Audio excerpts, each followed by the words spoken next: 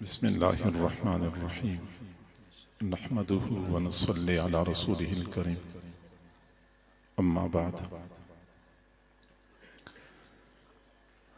اللہ رب العزت نے محض اپنے فضل اور کرم سے بغیر استحقاق کے ہمیں بے شمار نعمتیں عطا فرمائی وَإِن تَعُدُّوا نِعْمَةَ اللَّهِ لَا تُحْصُوهَا اگر تم اللہ کی نعمتوں کو گننا چاہو تو تم ہرگز نہیں گن سکتے۔ اللہ کی نعمتیں بے شمار ہیں، تاہم ان نعمتوں میں سے ایک بہت بڑی نعمت ایمان ہے۔ ایمان وہ نعمت ہے جس کو مال پیسے کے ذریعے حاصل نہیں کیا جا سکتا۔ کوئی بندہ اپنی ذہانت اور قابلیت کے بل بوتے پہ مؤمن نہیں ہو سکتا۔ خاندان اور ذات برادری کی بنا پہ کسی کو ایمان نہیں مل سکتا۔ یہ صرف اور صرف عطیہ خداوندی ہے۔ اللہ تعالی جس کو چاہتا ہے ایمان کی دولت عطا فرما دیتا ہے۔ حضرت بلال رضی اللہ تعالی عنہ فرمایا کرتے تھے، پاک ہے وہ پروردگار جس نے ایمان کی تقسیم کو اپنے قبضے میں رکھا ہے۔ اگر یہ بندوں کے اختیار میں ہوتا تو مجھ کالے کلوٹے کو کون ایمان دیتا۔ سچی بات یہ ہے کہ حضور صلی اللہ علیہ وسلم کے مبارک شہر مکہ مکرمہ میں رہنے والے، آپ صلی اللہ علیہ وسلم کے مبارک خاندان قریش سے تعلق رکھنے والے، آپ صلی اللہ علیہ وسلم کی زبان مبارک سے براہ راست دین کی دعوت سننے والے ابو لہب، ابو جہل، عتبہ اور شیبہ ایمان سے محروم چلے گئے، اور آپ صلی اللہ علیہ وسلم کا کلمہ پڑھتے ہیں تو یہ ہم پر اللہ کا فضل نہیں تو اور کیا ہے۔ میرے بھائیو، ایمان ہمیں مفت میں ملا ہے، اللہ کو درخواست نہیں دینی پڑی، کوئی مال پیسہ خرچ نہیں کرنا پڑا، ایمان کی خاطر ہمیں سفر نہیں کرنا پڑا، اپنے گھر میں بیٹے بیٹھائے ایمان کی دولت ملی۔ شاید اس وجہ سے ہمیں ایمان کی قدر و قیمت کا احساس نہیں۔ ہم نے اگر ایمان کی قدر و قیمت معلوم کرنی ہے تو آج سے 14 صدیاں پیچھے جانا پڑے گا۔ حضرت بلال سے پوچھنا ہوگا، بلال آپ بتائیے یہ ایمان کتنا قیمتی ہے۔ حضرت بلال صحیح بتا سکتے ہیں کیونکہ انہوں نے ایمان کی بھاری قیمت چکائی تھی۔ حضرت سمیہ سے پوچھنا ہوگا، آپ بتائیے ایمان کی قدر و قیمت کیا ہے۔ وہ صحیح بتا سکتی ہیں کیونکہ انہوں نے ایمان کی خاطر اپنی جان کا نذرانہ پیش کیا تھا۔ میرے بھائیوں، دنیا کا دستور ہے کہ جو چیز زیادہ قیمتی ہوتی ہے اس کی حفاظت کی زیادہ کوشش کی جاتی ہے۔ آپ حضرات کو پتہ ہے گھر میں چارپائیاں ہوتی ہیں، کرسی میز ہوتی ہے، رضائی کمبل ہوتے ہیں، لیکن کسی چیز کی اتنی حفاظت نہیں کی جاتی جتنی حفاظت گھر میں خواتین کے سونے چاندی کے زیورات کی جاتی ہے یا نقدی کی جاتی ہے، کیونکہ وہ زیادہ قیمتی ہے۔ آج کے اس پرفتن دور میں اپنے ایمان کی حفاظت کے لیے فکر مند ہونا، اپنی اولاد کے ایمان کی حفاظت کے لیے فکر مند ہونا انتہائی ضروری ہو چکا ہے۔ میرے بھائیو، ہم جس زمانے میں جی رہے ہیں یہ ایمان کے لیے سب سے زیادہ ناموافق اور پرخطر زمانہ ہے۔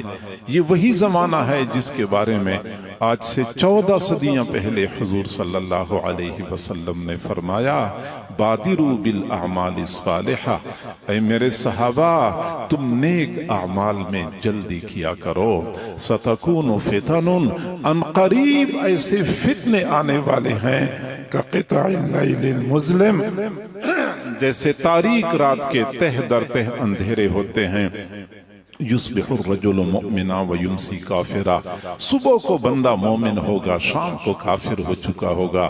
ویمسی الرجل مؤمنا ویصبح کافرا، شام کو بندہ مومن ہوگا، صبح کو وہ کافر ہو چکا ہوگا. ایسے لوگوں کا ایمان خطرے میں ہوگا. صبح گھر سے اٹھیں گے، نکلیں گے ایمان کی حالت میں، شام کو گھر لوٹیں گے تو ایمان سے محروم ہو چکے ہوں گے. میرے بھائیو، ہمارے پاس تو ویسے بھی کمزور سا ایمان ہے، متزلزل اور ڈگمگاتا ایمان ہے. ہمارے وہ اکابر جن کے سینوں میں پہاڑوں سے بھی زیادہ وزنی اور مضبوط ایمان ہوتا تھا، وہ بھی اپنی ایمان کی حفاظت کے لیے فکر مند ہوتے تھے. صحیح بخاری شریف میں ایک محدث کا تذکرہ کثرت سے ملتا ہے، حضرت ربعی بن حراش رحمہ اللہ تعالی. ان کے بارے میں علامہ ذہبی رحمت اللہ علیہ نے لکھا ہے کہ ان کو پوری زندگی کسی نے مسکراتے ہوئے نہیں دیکھا. آخر ایک دن کسی نے پوچھ لیا، حضرت آپ بالکل مسکراتے نہیں ہیں. فرمایا میں کیسے مسکرا سکتا ہوں کہ مجھے نہیں معلوم کہ میں اپنا ایمان بچا کے لے جا سکوں گا یا نہیں لے جا سکوں گا. ہاں، جس دن مجھے پتا چل جائے کہ میں اپنا ایمان بچا کے لے جانے میں کامیاب ہو چکا ہوں، اس دن دنیا والے مجھے مسکراتا دیکھیں گے. علامہ ذہبی رحمت اللہ علیہ فرماتے ہیں کہ ان کو پوری زندگی کسی نے مسکراتے ہوئے نہیں دیکھا، لیکن وفات کے بعد جب غسل دینے والے ان کو غسل دے رہے تھے، وہ غسل کے تختے پہ مسلسل مسکرا رہے تھے، دنیا والوں کو پیغام دے رہے تھے کہ میں اپنا ایمان بچا کے لے جانے میں کامیاب ہو چکا ہوں. میرے بھائیو، اس پرفتن دور میں ایمان کی حفاظت کے لیے اہل اللہ کا دامن تھامنا انتہائی ضروری ہے. اہل اللہ مشائخ صوفیاء ہوتے ہیں، حضرات علماء ہوتے ہیں، قراء اور حفاظ ہوتے ہیں، یہ سارے کے سارے اہل اللہ ہوتے ہیں. ان کے ساتھ وابستگی، ان کے ساتھ تعلق جوڑنا ایمان کی حفاظت کا ذریعہ ہے. حقیقت یہ ہے کہ یہ اللہ والے ہوتے ہیں کہ جب کسی پر ایک مرتبہ ان کی نظر پڑتی ہے تو دل کی دنیا میں انقلاب برپا ہو جاتا ہے. کافر ہوتے ہیں، اللہ تعالیٰ ایمان کی دولت سے مالا مال کر دیتے ہیں.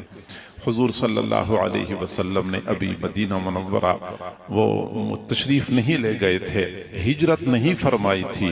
اپنے سے پہلے حضرت عبداللہ بن ام مکتوم اور حضرت مصعب بن عمیر رضی اللہ تعالی عنہما دو صحابہ کو بھیجا کہ آپ جائیں اور وہاں لوگوں کو دین کی دعوت دیں، قرآن کی تعلیم دیں.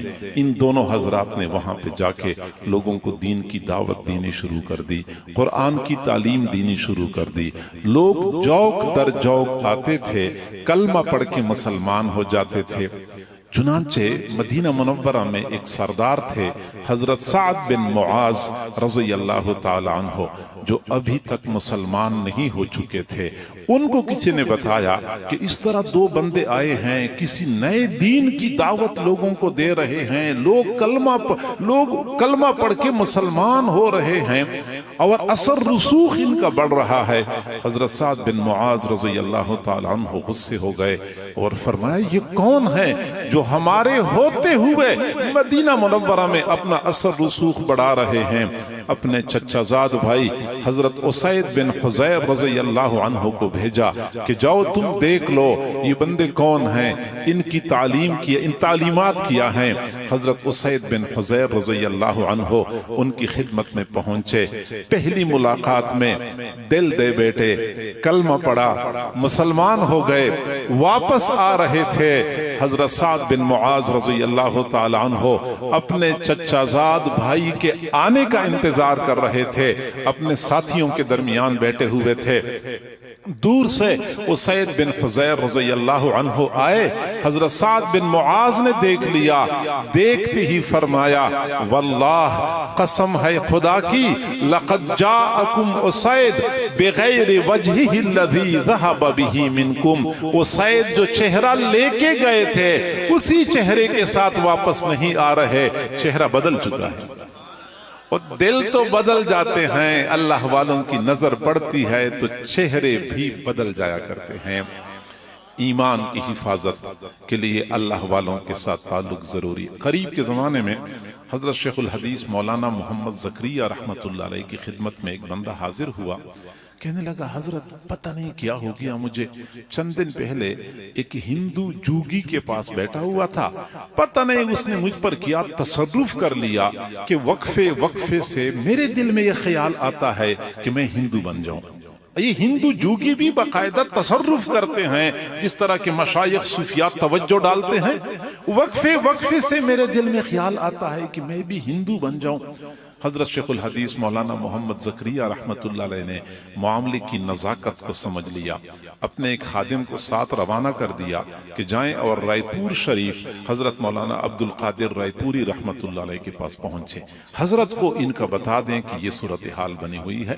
وہ خادم کہتا ہے کہ میں اس بندے کو ساتھ لے کے روانہ ہو گیا، ہم رائے پور پہنچے تو وہاں پہ رات کا وقت ہو چکا تھا، حضرت سے ملاقات ہوئی، ہم نے اپنا مدعا بتا دیا کہ اس بندے کا یہ معاملہ ہے، حضرت نے فرمایا کہ ابھی چلے جاؤ آرام کر لو، صبح کے وقت ملاقات کریں گے۔ فجر کی نماز کے بعد حضرت رائے پوری رحمت اللہ علیہ کا یہ معمول تھا کہ وہ سیر کے لیے، چہل قدمی کے لیے تشریف لے جایا کرتے تھے۔ مسجد کے دروازے پہ کھڑے تھے اور اپنے خادم سے کہا کہ وہ رات کے وقت 2 مہمان آئے تھے سہارنپور سے، ان کو بلاؤ۔ تو خادم ہمارے پاس بھاگتا ہوا آیا کہ حضرت آپ کو بلا رہے ہیں۔ مسجد کے دروازے پہ کھڑے کھڑے فرمایا کہ میں نے آپ کی بات تو میں نے سن لی، لیکن میں آپ لوگوں کو بتاؤں کہ مسلم شریف اور بخاری شریف کی روایت ہے کہ حضور صلی اللہ علیہ وسلم نے فرمایا ان قلوب بنی آدم بین اصبعین من اصابع الرحمن یقلبها کیف یشاء، انسانیت کے قلوب اللہ تعالیٰ کی 2 انگلیوں کے درمیان ہیں، اللہ جیسے چاہتا ہے ان کے دلوں کو الٹتا پلٹتا ہے۔ ایسی انگلی سے اشارہ کر دیا، اللہ تعالیٰ جیسے چاہتا ہے ویسی ہی دلوں کو بدلتا ہے۔ اور پھر فرمایا کہ میں نے جانا ہے سیر کرنے کے لیے اور تم واپس چلے جاؤ۔ وہ خادم کہتا ہے کہ میں اتنا پریشان ہو گیا کہ اتنا دور کا سفر کر لیا، ایک بندے کو لے کے آیا، اس کی ایمان اور کفر کا مسئلہ ہے، اور حضرت نے بس اتنا کر دیا اور ہمیں فارغ کر دیا۔ فرماتے میں تو پریشان تھا، لیکن چند قدم آگے چلے تھے، اس بندے نے کہا کہ میرے دل سے وہ وساوس ایسے صاف ہو گئے ہیں کہ جیسے کہ کبھی یہ وسوسہ آیا ہی نہ ہو۔ صرف اتنا کہہ دیا کہ دلوں کو اللہ اسے بدل دیتا ہے جیسے وہ چاہتا ہے۔ حضرت مولانا اشرف علی تھانوی رحمت اللہ علیہ کی خدمت میں ایک بندہ آیا، کہنے لگا حضرت پتہ نہیں کیا وجہ ہے، وقفے سے دل میں خیال آتا ہے کہ میں اسلام چھوڑ کے کفر اختیار کر لوں، خیال آتا ہے کہ اسلام چھوڑ کے کفر اختیار کر لوں۔ اب اس کا یہ خیال تھا کہ حضرت تھانوی رحمت اللہ علیہ مجھے سمجھائیں گے، میری منت سماجت کریں گے، نہ کرو یہ کام، یہ بہت خطرے والی بات ہے۔ نہیں، حضرت تھانوی رحمت اللہ علیہ نے ایک زوردار تھپڑ سینے پہ مارا، فرمایا دفع ہو جا یہاں سے، اسلام کو تیرے جیسوں کی کوئی ضرورت نہیں، دفع ہو جا یہاں سے، اسلام کو تیرے جیسوں کی کوئی ضرورت نہیں۔ دیکھنے والے حیران ہو گئے کہ وہ بندہ کفر کا ارادہ کر چکا ہے، اور حضرت تھانوی ایسے دھتکار رہے ہیں، سمجھانے کی بجائے، تسلی دینے کی بجائے، مطمئن کرنے کی بجائے اس کو دھکا دے رہے ہیں۔ لیکن وہ بندہ کہتے پتہ نہیں اس تھپڑ میں کیا کمال تھا کہ بس وہ لگتی ہی میرے دل کے سارے وساوس ختم ہو گئے۔ تو میرے بھائیو، ایمان کی حفاظت کے لیے اللہ والوں کے ساتھ تعلق جوڑیں، اللہ والوں کے ساتھ وابستگی اختیار کر لیں۔ اللہ والے کسی کو دیکھیں ایمان کی دولت مل جاتی ہے، بلکہ کئی مرتبہ ایسا ہوتا ہے کہ کسی نے اللہ والے کو محبت کی نظر سے دیکھا، اللہ پھر بھی ایمان کی دولت عطا فرما دیتے ہیں۔ ہمارے حضرت جی حضرت مولانا حافظ پیر ذوالفقار احمد صاحب نقشبندی مجددی دامت برکاتہم العالیہ کے ایک خلیفہ مجاز ہیں، حضرت مولانا سجاد نعمانی صاحب دامت برکاتہم العالیہ، وہ فرماتے ہیں کہ میں اپنے مدرسے میں پڑھا کرتا تھا، تو پڑھائی کے دوران ہم نے ایک عجیب منظر دیکھا۔ ایک بابا جی 3 پہیوں والی معذوروں کی سائیکل پہ روزانہ آیا کرتے تھے، اور عصر کے بعد مدرسے کے دروازے پہ بیٹھ جاتے تھے، سائیکل پہ بیٹھے رہتے تھے، عصر سے لے کے مغرب تک وہیں بیٹھے رہتے تھے۔ جو ہی مغرب کی اذان ہوتی تھی وہ بندہ سائیکل روانہ کر کے کہیں چلا جاتا تھا۔ ایک دن گزر گیا، 2 دن گزر گئے، ہفتہ گزر گیا، ایک دن ہماری استاجی نے پوچھ لیا کہ بابا جی آپ کہاں سے آتے ہیں، کیا کرنے آتے ہیں؟ بیٹھے رہتے ہیں اور پھر کسی سے بات بھی نہیں کرتے، آپ کو کھانا چاہیے، آپ کو پانی چاہیے، آپ کو پیسے چاہیے، آپ کو کپڑے چاہیے۔ بابا جی کی آنکھوں میں آنسو آ گئے اور کہنے لگے بیٹا میرے پاس اللہ کا دیا ہوا سب کچھ موجود ہے، کمی کسی چیز کی نہیں ہے، بس ٹانگوں سے معذور ہوں، چل پھر نہیں سکتا۔ میں یہاں پہ کیوں آتا ہوں؟ جب میری جوانی کے ایام تھے، ایک مرتبہ حضرت مولانا محمد یوسف کاندلوی رحمت اللہ علیہ کے ساتھ سروزہ لگانے کا موقع ملا۔ حضرت نے ہمیں سروزے کے ایام میں فرمایا کہ بیٹا اس وقت تم جوان ہو، دین کی خاطر چلت پھرت کر سکتے ہو، نقل و حرکت کر سکتے ہو، اپنی جوانی سے فائدہ اٹھاؤ، خوب محنت کرو، دین کی دعوت کا کام کرو، لیکن ایک وقت آئے گا آپ کی ٹانگیں آپ کو اٹھانے سے معذور ہو جائیں گی، بڑھاپا آ جائے گا، چلنے پھرنے سے قاصر ہو جاؤ گے، تو میری ایک وصیت سن لو کہ جب ایسا وقت آپ پر آ جائے تو روزانہ تھوڑی دیر کے لیے کسی مدرسے کے دروازے پہ بیٹھ جایا کرو، آنے جانے والے علماء طلباء کو محبت کی نظر سے دیکھا کرو، اللہ تعالیٰ آپ کی ایمان کی حفاظت فرمائے گا۔ صرف علماء طلباء کو محبت کی نظر سے دیکھنا ایمان کی حفاظت کا ذریعہ ہے، بلکہ کئی مرتبہ سینہ ایمان سے خالی ہوتا ہے۔ کسی اللہ والے کو محبت کی نظر سے دیکھا، ایمان کی دولت نصیب ہو جاتی ہے۔ قرآن مجید میں حضرت موسیٰ علیہ السلام کا واقعہ اللہ نے بیان فرمایا ہے۔ والدہ نے ان کو صندوق میں بند کر دیا، دریا کے لہروں کے حوالے کر دیا۔ دریا کے دوسرے کنارے پہ فرعون اپنی بیوی کے ساتھ چہل قدمی کر رہا تھا، صندوق نظر آیا، غلام کو دوڑایا، صندوق پکڑ کے لے آؤ، صندوق پکڑ کے لے آیا۔ جب فرعون نے صندوق کو کھولا، اندر انتہائی خوبصورت بچہ سکون اطمینان کی حالت میں لیٹا ہوا تھا، اپنا انگوٹھا چوس رہا تھا۔ فرعون کی بیوی نے دیکھا، دیکھتی ہی کہنے لگی قرۃ عین لی ولک، یہ میری اور تیری آنکھوں کی ٹھنڈک ہے، اس بچے کو میں نے دیکھا میری آنکھیں ٹھنڈی ہو گئیں۔ فرعون نے کہا یکون لک، یہ تیری آنکھوں کی ٹھنڈک تو ہوگی، واما انا فلا حاجت لی فیہ، مجھے اس کی کوئی ضرورت نہیں ہے۔ فرعون کی بیوی نے کہا میری آنکھوں کی ٹھنڈک ہے، فرعون نے کہا مجھے کوئی ضرورت نہیں ہے۔ بعد میں حضرت موسیٰ علیہ السلام بڑے ہو گئے، اللہ رب العزت نے نبوت عطا فرمائی، فرعون کی بیوی کو ایمان مل گیا، فرعون ایمان سے محروم چلا گیا۔ نسائی شریف کی روایت ہے، حضور صلی اللہ علیہ وسلم نے فرمایا لو اقر فرعون بأنه قرۃ عین لہ کما اقرت به امرأته لہداہ اللہ به کما ہدا به امرأته، اگر فرعون بھی ایسا ہی اقرار کر لیتا کہ یہ میری آنکھوں کی ٹھنڈک ہے جیسا کہ فرعون کی بیوی نے اقرار کیا تھا، اللہ تعالیٰ فرعون کو بھی ایسا ہی ہدایت سے نوازتا جیسا کہ فرعون کی بیوی کو ہدایت کی دولت عطا فرمائی۔ صرف اتنا کہا میری آنکھوں کی ٹھنڈک ہے، اللہ تعالیٰ نے ایمان عطا فرمایا۔ تفصیلی گفتگو کا وقت بالکل نہیں تھا، اس لیے میں نے نان سٹاپ تیزی کے ساتھ چند معروضات آپ کے سامنے پیش کر دی۔ میرے بھائیوں، سچی بات یہ ہے، حضرت مولانا مفتی حبیب الرحمان درخواستی صاحب دامت برکاتہم العالیہ، حضرت مولانا مفتی ارشد درخواستی صاحب، ان حضرات کی پرخلوص دعوت پہ یہاں پہ حاضری ہوئی۔ حالانکہ سچی بات یہ ہے، کل صبح 10 بجے میرا ختم بخاری کا پروگرام ہے میاں والی میں، تو صبح 10 بجے میرا بیان ہے اور درس ہے، اور حالت یہ ہے کہ 8 گھنٹے کم از کم لگتے ہیں، اور 8 گھنٹے لگیں گے تب جب موٹر وے کھلا ہوگا اور دھند نہ ہو، ورنہ پھر پہنچنا ممکن ہی نہیں ہے۔ اور میری کوشش ہوتی ہے کہ جہاں کسی کے ساتھ وعدہ کرتا ہوں تو پھر وقت پہ پہنچنا چاہتا ہوں، لہٰذا میں اب اگر ابھی روانہ بھی ہو جاؤں گا تو پھر بھی 9:30 بجے وہاں پہنچوں گا اگر سیدھا سفر شروع کروں، اور اللہ کرے خیریت سے پہنچ جائیں ہم۔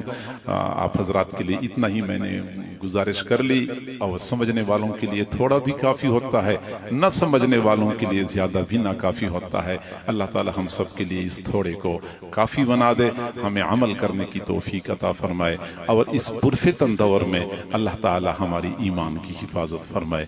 جزاکم اللہ جزاء حسنا۔